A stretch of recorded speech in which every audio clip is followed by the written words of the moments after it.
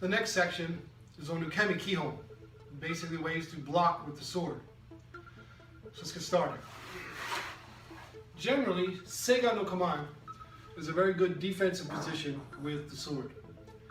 To be able to block, you want to use the thickest, strongest part of the blade, the back part of the blade. This is where the metal is the thickest, this is where the sword is the strongest.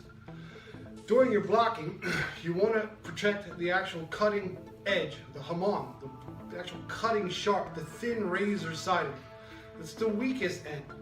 So when you're blocking, you don't want to take the weakest end and point that towards your opponent. You want to take the stronger back end and point that to your opponent. To do that, you have to do a small adjustment on the actual wrist itself. Don't gooseneck the wrist too much where it becomes weak. It's more of just slightly on an angle. You're going to accent the angle of your wrist by also changing the direction of your body. And you're going to be using the strength of your arms and your entire core balance. So it's not just hitting with the actual sword itself, it's using your entire body to block. So if I'm going to be blocking something that's coming in to my left side from kamae, I'm actually going to use my right side to block an attack coming from my left. I'm going to step with my right foot out, and I'm going to push with my right arm to turn this and block it. So I'm twisting this slightly to put it blocked. This hand here is dead straight center from the inside of my body, and I'm pushing out with my arms, and my weight is down. So again, it's going to be 1. Going the other direction, if it's coming in from my right side, I'm going to use my left foot, and I'm going to turn it out again. And again, my right hand is dead center, pushing out with my body, and the wrist is turning, the blade is turning something. So again, it's turning 1, 2. Okay? And I'm using this to strikefully hit, blocking, turning my body. My upper body does not want to lean too much. I don't want to lean so much with my body. I want to keep my body as straight as I can on these blocks. Using my arms and my core positioning to use this strength to block. And I don't want to actually push too far. I just want to actually deflect this and greet it when I block. So it's moving across my body like this.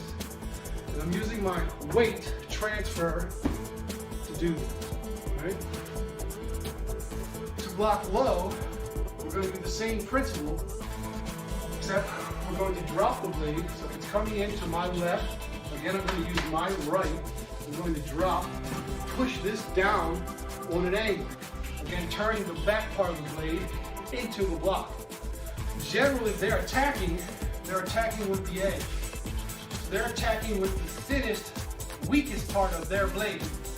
And I'm blocking the thickest, strongest part of my blade. So coming from the left, I use my right to step out, push with my arms, and block. If it's coming to my right, I step with my left, I push with my arms, and I block. Making sure that when I block, the blade is on the outside of my leg. That I'm not just lowering this down and leaving this here. Real quickly, same thing with Geidaruke. I want to make sure that when I'm moving my body and blocking, that this block is on the outside of my leg, so I'm not just dropping my hand down and still getting kicked on my side of my body. This is clear. Same exact principle with the sword, making sure that when I move, it's clearing. It's clearing to the outside of my body. And again, my body stays straight. So I'm not leaning.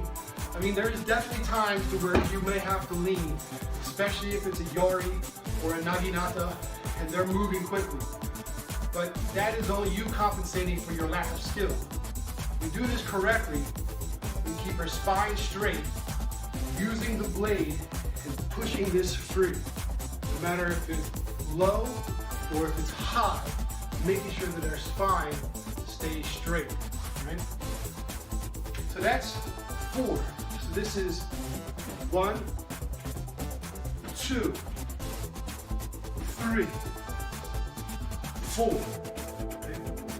The fifth one is for attack coming straight down. On Seigan, the same thing is, I'm going to step forward and turn and bring the blade above. Almost like for shakubo, but here, my right hand is one fist above my head. I'm stepping forward and rotating. So the back thick part of the blade is still here. But when the blade comes forward, I have my cutting edge on my opponent. So it looks like this. One, and cut. Either direction, making sure that the back part of the blade is being rotated. And you'll have to self-check yourself to see if that's rotating. You'll know quickly when you come forward, is the blade facing your opponent. 1, 2, 1, 2, 1, 2, 1, 2. So, all 5 blocks. Reach, leap, toe,